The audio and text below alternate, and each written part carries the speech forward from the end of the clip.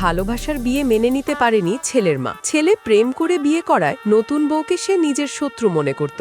একদিন সুযোগ বুঝে ৬০ তলা ভবনের ছাদে ডেকে নেয় মেয়েটাকে। মিথ্যে অজুহাত, ছেলের জন্য একটু কথা আছে। কথা শেষ হওয়ার আগেই এক ধাক্কা। নতুন বউটা শূন্যে ছিটকে পড়ে, কিন্তু ভাগ্যক্রমে কারেন্টের তার ধরে ঝুলে থাকে। চারপাশে শুধু বাতাস আর মৃত্যু। কিন্তু ঠিক তখনই নিচে এক অসম্ভব ঘটনা ঘটে। মনিকা, এক সাহসী তরুণী, পাশের ভবনে কাজ করছিল। সব বুঝে সে মুহূর্তের মধ্যে জরুরি সেফটি নেট খুলে দেয় আর নিরাপত্তা কর্মীদের চিৎকার করে সতর্ক করে। ১ সেকেন্ডের ব্যবধানে মেয়েটা নেটে পড়ে আর প্রাণে বেঁচে যায়। পুলিশ আসে, ছেলের মায়ের মুখোশ খুলে যায় সবার সামনে। ভালোবাসার বিয়ে যে অপরাধ নয়, আর হিংসা কখনো মা হতে পারে না, এই শিক্ষা সবাই পায়। আর মনিকা, সে প্রমাণ করে দেয় একজন মানুষ চাইলে এক মুহূর্তেই আরেকজনের জীবন বাঁচাতে পারে। আমাদের ভিডিওটি কেমন লাগলো কমেন্ট করে জানিয়ে দিন আপনার মতামত, আর শেয়ার করে পাশে থাকবেন।